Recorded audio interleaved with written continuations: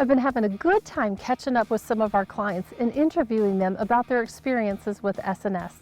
You may have seen a couple of those blogs peppered throughout our collection of monthly newsletters. We're calling this series Tailgate Tales. What better place to sit, have a cold drink, and regale your tales of a hunt well conducted after all, right?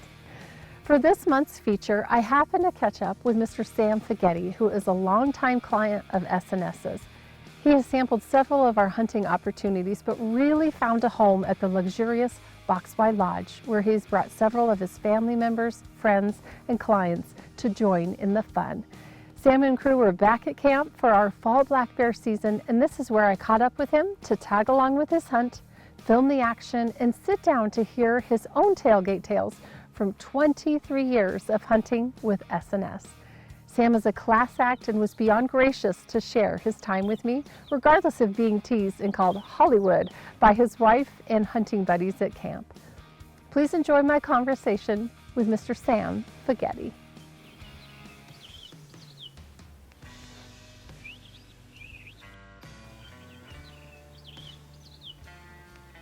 Thank you for taking the time and welcome, Sam. Will you first just introduce yourself to us? I'm Sam Faggetti from Indiana. Work in sales and marketing management for an ag retailer, and been blessed to be able to come out here and hunt with SNS for quite a few years. Yes, we're always happy to have you. Thank you.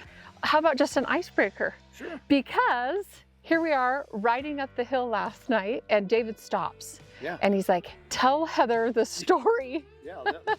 You want me to tell the story? Sure, yeah. So we have a friend that we brought out a couple years ago, last year, and again this year, and he'd never ridden a horse before. Okay. And so we went on a trail ride to kind of help him break in, but we didn't tell Jamie Olson that he'd never been on a horse before. And Jamie kept wondering, why is this guy lagging behind? We're taking this hard trail and everything. And so we shared with Jamie after the ride that David had never been on a horse before after 3 hours. After 3 hours of this very steep trail. Very steep. Yeah. And Jamie said, you guys really must hate him. So when we finally finished, Jamie walked up to him and said, you've become a man now after you've made that ride. Right. Everybody had shirts printed that said, David Briel became a man on the state last year. So, man, just kind of something fun. Let's start it out with a bang. Yeah. 2022, Yes. you had an epic time here at the Boxby Lodge with bear season. Will you kind of paint the picture, walk us through what that looked like last year? Sure. So I'd been on a couple other bear hunts with David and Seth Wheeler and had gotten a couple of nice bears, but I'd made the decision on my fourth hunt that I wanted a big bear. Right. And that I would pass on other bears, which my wife said I wouldn't do. Right. That I would get itchy and do it. And so the first night out, David and I went up to the bait and we sat there for maybe an hour and we had 3 different bears come in. Wow. Yeah, which was really exciting to watch it because they got within about 20 yards of David and I, which was always kind of exciting. They never knew we were there.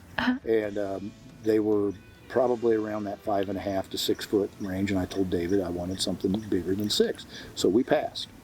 And the next night we went up here behind camp to the bait, and while we were up there we had 5 bears come in, and the 5th one came in right at dark. Okay. And all previous 4 bears were all in that 5 to 6 foot range, and we decided. And now was Jane right? Were you getting itchy? Well, I was definitely getting. Okay.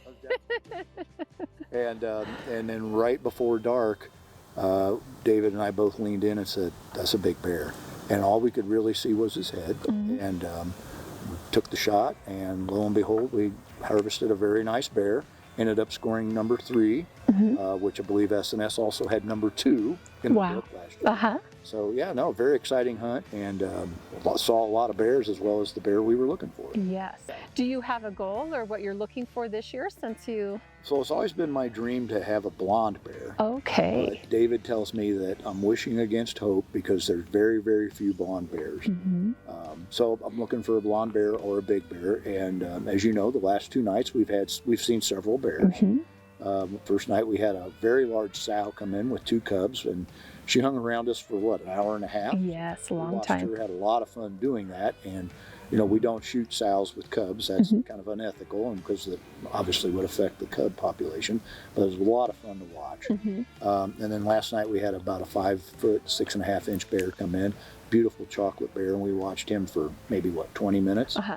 And but he was just a little bit too small, so I wanted something a little bigger. So Yes, so we're hoping for a blonde. we're hoping for a blonde bear Right. or a big bear again. Right. But still having a great time watching Good. bears and having everybody in camp. Yes, yeah. The color phase is kind of a special or unique to this area. When you were watching, bears on your previous hunts, did you get to kind of see the spectrum? Yeah, everything from a typical black bear. Saw several chocolate bears. When Seth and I hunted the first time I was out here, we killed a nice chocolate bear. And then of course they have a little bit of a reddish tint to them, and I think that a lot of people call them cinnamon Yes. colored. And then different colors of chocolate, like a dark chocolate or a lighter milk chocolate color, I guess. And then, of course, blonde being the rarest on the bottom of that list. So, Yes. yeah, that's what Wyoming's unique for this area of Gray's River is having the color phase bears that they don't have a lot of places in the United States. So that's what makes this special. It is a special place, yeah.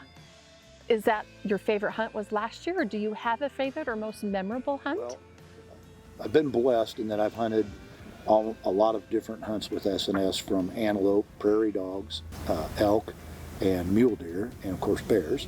And I don't know if I have a favorite one. They're all really good, and SNS does such a perfect job that it's just fun to be in camp, hang out with people, and have the opportunity to harvest a great animal. And there's been, out of the 23 years that I've been coming here, there's been 2 years that I didn't harvest anything.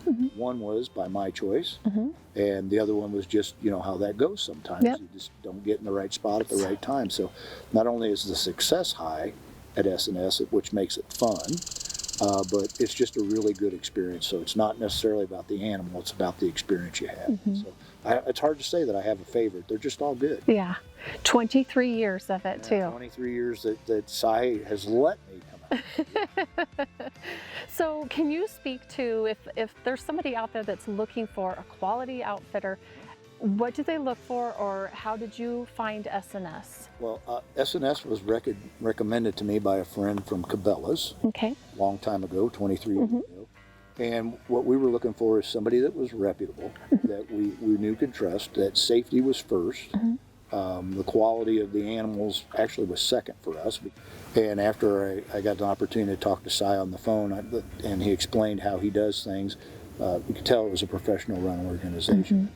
And we decided we'd try it. And one of the things that really stuck out to us when we signed up was Cy sent an expectation form. What do you expect from this hunt? And which is really says a lot, because if you I want to kill the biggest animal on the ranch. Well, you're setting yourself up for that opportunity, but there's things that go along with that. And then also the other thing that stands out for me is that they ask you about your physical condition. And I would highly recommend that if you get that form, that you fill it out honestly. Yes. Because, and I've had friends come out with me over those 23 years that I would say were robust people that may not be able to hike to the top of the mountain. And when they were honest with Cy and the team, they would craft the hunt based around their physical ability. And they would always be successful. Yeah. And they were successful because they were honest, and Cy took the time to match the top style of hunt to that person's physical ability. So that to me was important. And after we did that first hunt, we found the right place, and so that's why we've been coming back. You've just stuck with it. Here we are today at the Boxfly Lodge. Beautiful place that we always refer to as bear camp. This is a great place for a +1 for somebody, even a non-hunter or somebody to come. But you've had plus a dozen or something. So what does it mean to you to share this experience? Well, as you said, first of all, it's just a gorgeous surrounding. Gray's River is beautiful. Second of all, the accommodations here are really nice.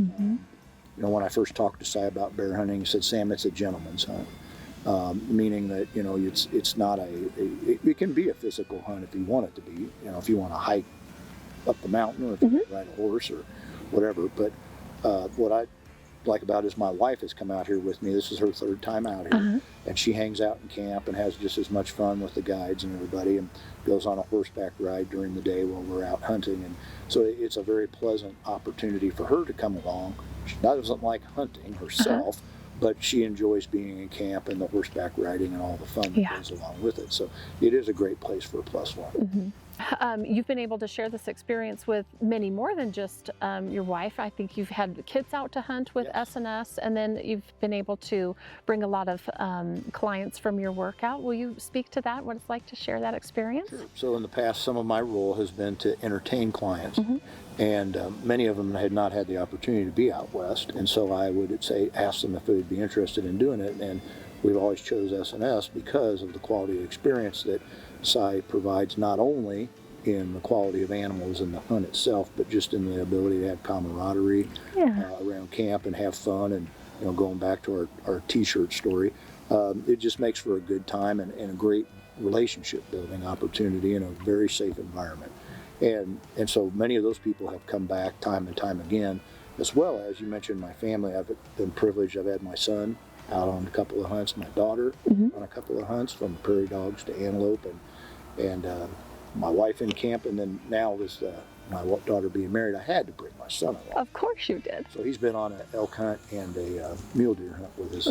Loves it out here as well. So no, it's been a great opportunity to introduce people to the West, as well as to the quality of service that SNS and SI provide. Yeah, that's great. Thank you for that.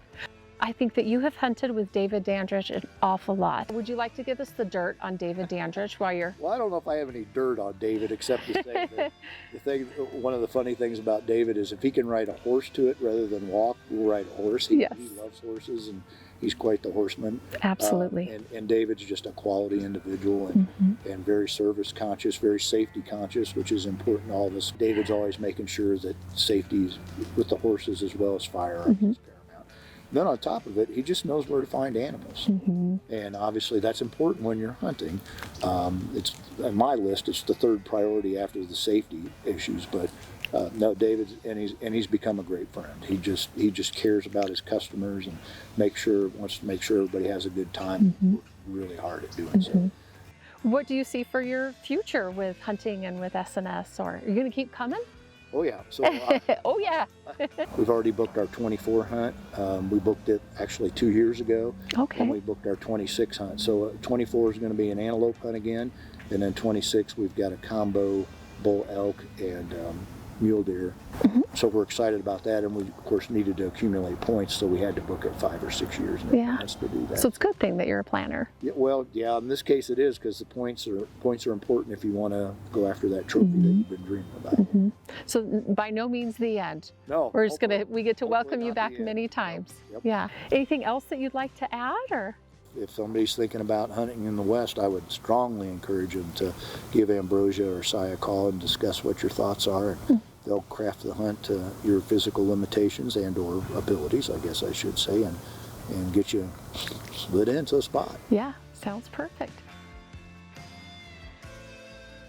To share with you the rest of the story, as good old Paul Harvey would say, the hunt ended on night number 5 with Sam and SNS pro guide David Dandridge not seeing that coveted 6-foot-plus blonde bear that Sam was after. So he'll just have to join us for a 24th season. I'd like to thank the crew at the Boxwell Lodge for all the laughs, David Dandridge for always being such a great sport when asked to let me tag along, and a big shout out to Sam, aka Hollywood, for letting me share his story here. For more Tailgate Tales, you can refer back to our blog section on the website. And if for whatever reason you're not on the list for our monthly newsletter, please be sure that you go to the SNS website, click sign up button for the newsletter, and we'll get you added to the list right away. And lastly, if you can't quite get enough hunting news from Wyoming, go to SNS Outfitter on the YouTube channel, click play all and let it roll. We have a ton more content for you to digest. As always, thank you for joining us, and we'll look forward to welcoming you to hunting camp.